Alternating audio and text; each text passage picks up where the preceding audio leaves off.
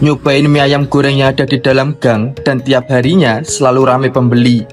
Untuk siang ini di hari Rabu, ini mau makan siang di mie ayam Pak Rebu. Langsung aja yuk kita ke sana. Siang hari ini Madiun hujan.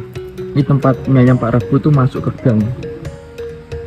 Mie ayam Pak Rebu ini salah satu kuliner legend yang ada di Madiun. Selain mie ayam goreng, di sini juga ada mie ayam biasa sama bakso. Walaupun lokasinya di dalam gang, tapi tiap harinya selalu full sama pembeli. Untuk harga seporsi ini cuma 12.000 dan ini porsinya terbilang gede. Soal rasa gak perlu diragukan, udah terbukti dengan gak pernah sepi pembeli. Ini kemarin aku tambahin bon cabai level 15. Ternyata rasanya makin enak, pedesnya sedap, gak ngerubah rasa dasar dan pastinya gak akan ngerusak tekstur makanan. Menurutku ini malah makin nikmat. Teman-teman cobain deh. Untuk belinya gampang banget. Bon cabai di mana-mana ada. Mereka ada beberapa pilihan level dan yang paling sering aku beli level 15 sama 30.